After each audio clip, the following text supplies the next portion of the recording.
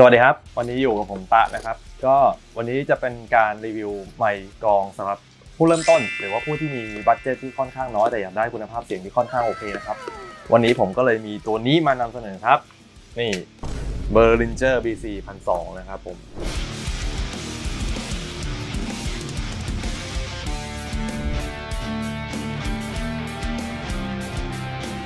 เป็นไมโครโฟนสำหรับกลองชุดนะฮะที่มาพร้อมกันทั้งหมด7ไมค์ด้วยกันเรามาเริ่มอันบ็อกกันก่อนดีกว่าก็ที่ตัวกล่องนะครับก็จะมีเป็นกระดาษขัดมันครอบมาชั้นหนึ่งก็ถือว่าห่อมาได้ค่อนข้างแน่นหนาดึงไม่ออกกันเลยครับผมอันนี้ก็คือชั้นแรกนะฮะพอดึงกระดาษขัดมันออกไปปุ๊บเราก็จะเจอกับตัวกล่องที่เป็นฮาร์ดเคสนะฮะผมก็มีโลโก้ Behringer ก็ปกติก็มีหูหิ้วสำหรับถือในการเดินทางแล้วก็มีกันกระแทกเป็นยาง4มุม wow. ครับผมทีนี้เราจะทำการอันบ็อกข้างในกล่องกันนะฮะก็เปิดมาปุ๊บก็จะเจอกับนี่ไมค์ทั้งหมด7ตัวของ BC 1200แล้วก็มีเมนนวลก็คือคู่มือในการใช้งานเป็น Quick Start Guide นะครับไมค์ทั้งหมดเขาบอกว่ามี Polar Pattern แบบ Unidirectional ซึ่งก็เป็นคาร์ดิออยนั่นแหละไมค์ตัวแรกก็จะเป็นไมค์สำหรับจับคิกดำหรือว่าเบสดำนะฮะเป็น KM 1200ส่วนตัวผมคิดว่าน่าจะใช้กับแอมเบสได้ด้วยแต่ว่าหลักๆเขาก็ออกแบบมาให้ใช้กับการอัดกลองส่วนต่อมาอีก4ไมค์ด้วยกันก็จะเป็นไมค์แบบเดียวกันก็คือรหัส TM 1200นะครับ TM 1200ก็สามารถที่จะใช้ร่วมกันระหว่างสแนร์แล้วก็ทอมฟอร์ทอมได้เลยหรือจะเอาไปจ่อกับไฮแฮทก็ได้ชุดกลองที่ผมจะใช้ในวันนี้ในการบันทึกเสียงกลองในสตูดิโอของ Million Head นะครับก็จะมีทอม1ตัวมีฟอร์ทอม1ตัวก็เลยเหลือไมค์อีก1ตัวซึ่งผมก็น่าจะเอาไปใช้กับไฮแฮทให้ได้ชมกันก็จะมีมาให้ทั้งหมด4ตัวในส่วนต่อมานะฮะก็จะเป็นฟองน้ำครับสำหรับครอบไมค์ตัวนี้ CM 1200ซึ่งเป็นไมค์สำหรับจ่อโอเวอร์เฮดนะฮะก็สามารถสวมไอตัวฟองน้ำนี้เข้าไปได้เลยก็จะมีมาให้ด้วยกันทั้งหมด2ตัวด้วยกันเป็น CM 1200เป็น Phantom Power นะครับต้องจ่าย48โวลต์สำหรับการเลี้ยงเพราะว่าเป็นไมค์คอนเดนเซอร์ครับผมแล้วก็มีซองกันชื้นส่วนสุดท้ายในกล่องนะครับก็จะมีริมเมาส์ไว้ใช้สำหรับยึดเจ้าตัวไมค์ TM 1200กับตัวทอมฟอร์ทอมแล้วก็ไฮแฮทนะครับผมก็หมุนเข้าไปติดตั้งง่ายมากหมุนเข้าไปแล้วก็ยึดกับตัวริมของตัวสแนร์หรือว่าทอมนะฮะ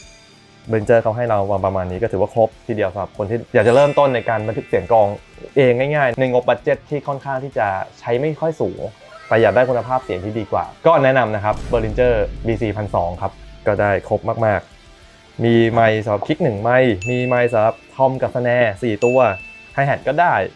สำหรับ Overhead LR 2ตัวมีฟองน้ำให้สำหรับใส่ตัว CM 1200ซึ่งเป็นไมค์ Overhead นะครับแล้วก็มีริมเมาส์ทั้งหมด4ตัวด้วยกันQuick Start Guide 1อันแล้วก็ข้างในก็บรรจุมาได้ค่อนข้างที่จะปลอดภัยนะครับมีฟองน้ำมีตัวกันกระแทกอะไรเรียบร้อยดีก็นี่เป็นการ Unboxing นะครับก็ถือว่าคุ้มสุดๆในราคาที่จับต้องได้มากๆหลังจากนี้นะครับก็จะไปดูในสตูดิโอของ Million Head Studio กันว่าผมจะไมค์กิ้งกลองในวันนี้ด้วยชุด Behringer BC 1200กันยังไงบ้างไปชมกันเลยครับผมแล้วตอนนี้เราก็อยู่กันที่ Million Head Studio นะครับซึ่งเป็นสตูดิโอของทางร้าน Million Head ครับสำหรับใครที่สนใจที่จะมาใช้บริการห้องบันทึกเสียงของทางร้าน Million Head นะครับก็สามารถเข้าไปที่ Facebook Fanpage ของทาง Million Head Studio หรือว่าจะเป็น Instagram ของ Million Head Studio ได้เลยนะครับก็สามารถทำการจองได้เลยกับทางเทคนิเชียนของทางร้านนะครับผมและวันนี้ก็อยู่กับคุณโมเช่นเคยครับซึ่งเป็นมือกลองที่จะทำการสาธิตเกี่ยวกับชุดไมค์ BC 1200ของเราในวันนี้นะฮะซึ่งก็มาเริ่มกันเลยดีกว่าที่ไมโครโฟนตัวแรกก็จะเป็นตัวKM 1200ครับซึ่งเป็นไมโครโฟนสำหรับคิก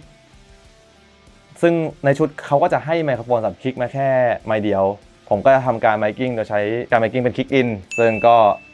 จะให้มันมีหัวของคิกหน่อยแล้วก็ย่าโลก็ยังคงอยู่ wow.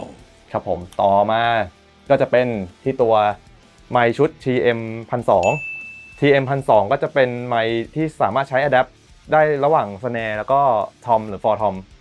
ซึ่งในชุดเขาก็จะให้มาทั้งหมด4ไมค์ชุดกลองที่เราทำการบันทึกเสียงในวันนี้ก็จะมีแค่ตัวทอมแหลกทอมกับฟอร์ทอมมีแค่2ตัว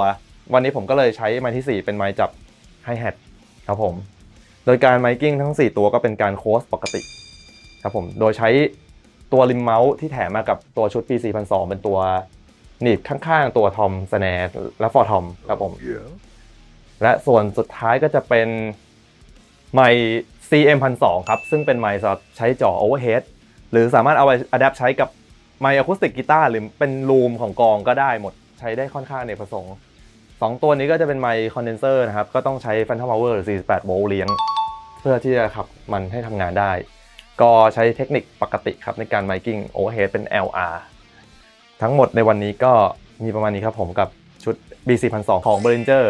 ครับผมก็หวังว่าจะเป็นประโยชน์นะครับก็ลองไปดูกันที่คอนโทรลรูมกันดูครับผมเดี๋ยวเราจะทำการบันทึกเสียงกันโดยใช้ Behringer BC 1,200 นะครับและตอนนี้มือกลองเราก็พร้อมแล้วพร้อมยังครับโอเคมา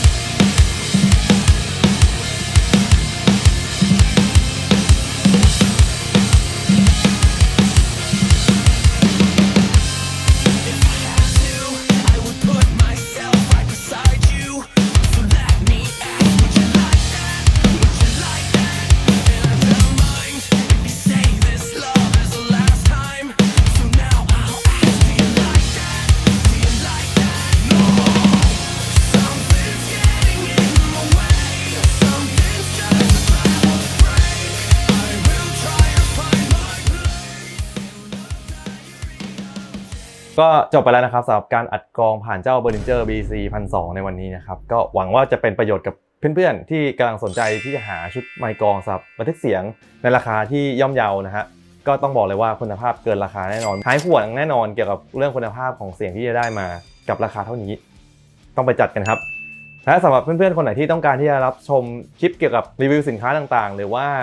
คอนเทนต์ต่างๆมากมายก็สามารถกดไลค์กดแชร์หรือกด Subscribe ได้ที่ Channel ของเรา Million Head ได้ตามลิงก์ข้างล่างนะครับสำหรับเพื่อนๆคนไหนที่ต้องการที่จะเดินทางมาลองเจ้า Behringer BC 1,200 นะครับก็สามารถเดินทางมาได้ที่ร้าน Million Head Audio นะครับโดยร้านจะอยู่ที่รามคำแหง 24 แยก 30 นะครับใกล้ๆกับมหาวิทยาลัย A-BAC หัวหมากจะอยู่ด้านหลังสนามกีฬาราชมังคลากีฬาสถานด้วยนะครับเปิดทำการทุกวันเลยก็สามารถเดินทางมากันได้ทุกวันนะครับและใครที่ไม่สะดวกก็สามารถติดต่อมาตามช่องทางด้านล่างนี้ได้เลยครับผม